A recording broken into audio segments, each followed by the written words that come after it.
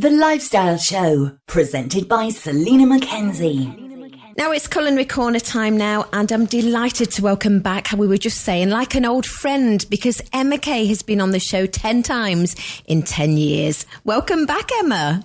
I'm amazed you keep having me back, actually, but it's an absolute pleasure. It really is. I can't believe it's that long. I can't. I was only 21 at the time. Yeah, well, and me. Yeah, and me too. Of course we were. So this latest one is called...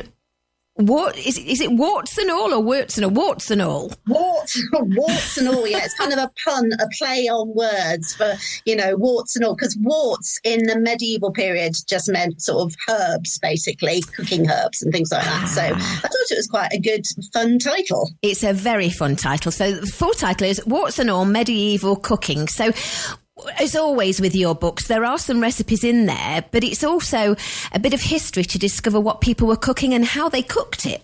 Yeah, basically. I mean, it's a big period to cover, the medieval period. So, I've sort of tried to keep it as simple as possible and sort of break it down into, sort of different categories, looking at the early medieval, mid, and then the late medieval, because it's, it is kind of like, well, it's a long time. It's from sort of the end of the Romans, right up until sort of 1600s. Yeah. And I imagine during those times, it would be sort of a paleo diet, sort of meat and probably some vegetables. Is that right? Yeah, well, it's a whole mix of things, really.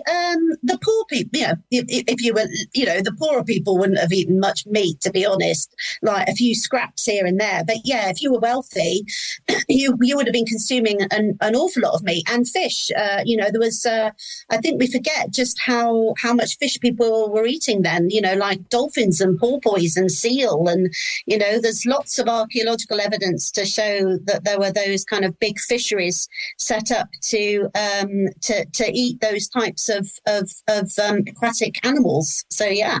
Would they have had wines back then, or would it have been things like mead? Oh, yeah, definitely wine and mead.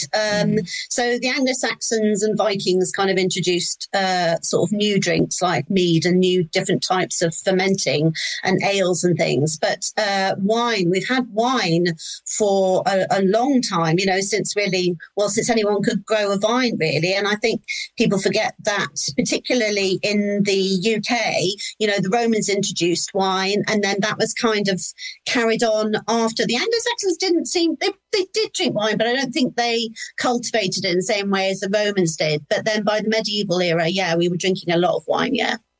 And would they have had bread back then? Yes, lots of different types of bread. So we before the Romans, we would have been eating bread made from sort of ground down, kind of peas and beans and that sort of flour. But then they introduced sort of new flours. And if you were lucky enough, you'd have like the new sort of wheat flours that the Romans kind of introduced. Or if you were poorer, then you would be eating sort of barley and oat-based flours. But they had like really sort of expensive, fine floured breads for the rich, like they were called wastel breads or manchip breads. And they were, really kind of high caliber sort of breads. But then the lower classes or, the poorer people would have eaten very coarse breads made of, cheaper grains. Yeah, of course. And as I'm sure you remember, I always ask about desserts. What sort of desserts would they have had? Yeah, well, I think people forget that, by kind of the 11th century, definitely, across Europe and the rest of the world, really, we had sugar. So, and sugar was something that was, eaten by the wealthy in abundance. And it'd be sort of in the medieval period, it would kind of show your status. So the sweeter the dishes you had, and the more you could offer on the table, the better, really. And you've managed to source recipes. How you do this, I don't know, but you've managed to source recipes from Anglo-Saxon times and other places like Middle Eastern, Scandinavian. So you've sort of gone all over the world. Yeah, well, I think that there's kind of a bit of a misconception that there is no kind of information before, the sort of 1600s or whatever. But there are lots of manuscripts that were written, particularly when you look back at the Anglo-Saxon period. There was they're called leechdoms, so they weren't really recipe books, but they were kind of written down records of what people were using to as things to cure themselves with. So what they ate as ways of medicine and things like that. But it tells us a lot about how people cooked and what they ate. And then we have all kinds of different manuscripts that exist that were written down by the church. Cathedrals can have collections that go, right back to sort of the 1400s that specifically do list recipes. So the monasteries were collecting a lot of recipes as well. So there are, and of course, the Middle East were writing cookery books. Well, the first kind of Middle Eastern cookery book was as early as the 900s.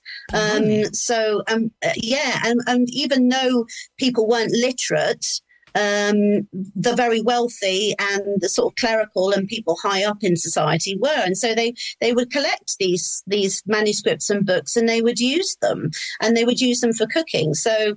Yeah. So we are quite lucky with the wealth of information that is there. It is patchy, but you can put it together. And of course, the Scandinavians, when you look at the Vikings and the Anglo-Saxons, well, if you look at, they had a lot of sagas and stories and tales, and they mention food a lot in those sagas. So we can get a lot about what they were eating and what they brought, not just to the UK, but the rest of Europe and the world as well. Yeah, for sure. Would it have been quite bland food, though? Would they have had, I know, as you say, it's a massive period, so maybe it changed over time, but would they have had spices or sauces and things? Lots of spices. Again, it was, if you were wealthy, you would have spices, you would have sauces. They were making many, many different types of sauces then. And they were incorporating, vinegar was a big thing, so they would use vinegar in sauces, mix them with peppercorns and mustard seeds, and they were exporting and trading spices and and exotic foods from all over the world, really. Then, we had kind of access to a lot of luxury products, and we because there were so many different influences going on in the world then. So you had the Scandinavians, you had the Germans, you had the rise of Islam, of course. You had so there were the Crusades, and you had the Normans. So everyone was kind of sharing and coming together with food, and that's why there's a real rich mix of all kinds of things going on then. And as far as cooking is concerned, would they have literally sort of cooked as we imagine on a cauldron over fire? Did it go on like that? That was the very basic way. So you would have like a fire with lots of different pots and pans doing different things on the fireplace. But as you get later on into the, later in the medieval period, when you're sort of looking at 1500s, they would have had sort of makeshift kitchens in big houses, and in the royal palaces and things. And they would have just been like a similar thing, but using sort of spits and roasting spits and things like that. So it was still all pretty basic, and a lot of food was, they fermented food underground as well, and that was a big thing that we got from the Scandinavians. And they smoked a lot of food, of course. Another thing that we got from the Anglo-Saxons, and the Vikings. Yeah. Interesting. Now, there are, as well as the history, there are some recipes in the book, one of them being lemon and ginger posse. What is a lemon and ginger posse? It's a posset. Oh, it's a posset. I knew she'd missed a letter off. I knew it. You should have told me that off air. I said to you, is it a posse? Naughty Emma. A posset. I do prefer posse. That sounds it does, doesn't it? It sounds like lots of them. Yeah, it does sound like fun. But the posset has like a really long history, actually. It was sort of originally something that was sort of hot milk and curds that was used as a poultice for wounds. And then it sort of gradually became, they thought, well, this is good and this is quite effective. Why don't we actually eat it? So they drank it. So they made it as a remedy for colds. And then it sort of later became a dessert, and you sort of get these first recipes for it being as a dessert as early as sort of 1400s.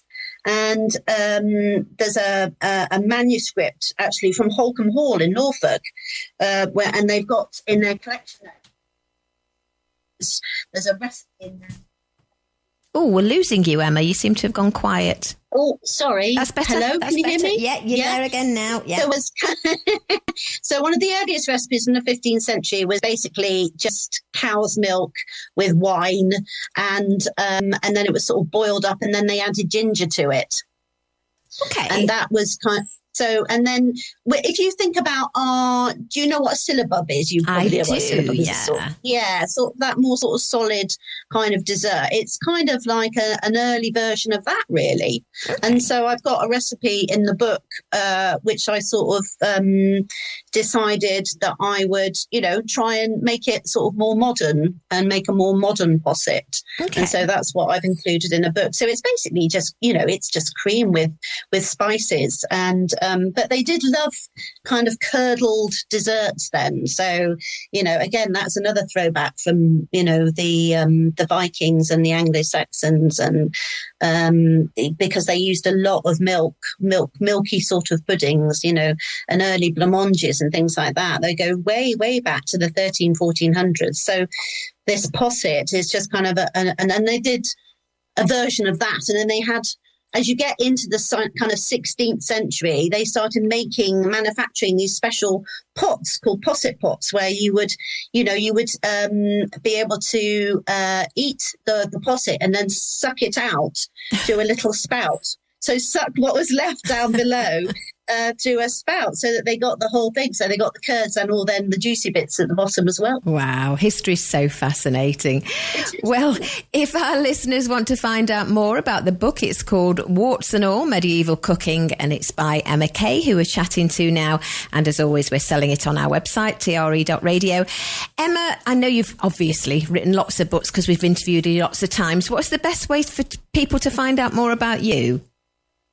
At the moment, I'm focusing on my collection. So I have a big culinary collection of items of Kitchenalia, and I have a new website where I'm kind of showcasing that collection and showcasing what I do and what I've done with food history and all the rest of it.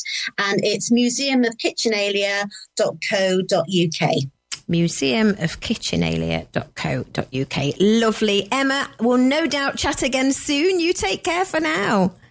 Oh, thank you, Selina. So good to talk to you. Always a pleasure. Bye-bye. Bye.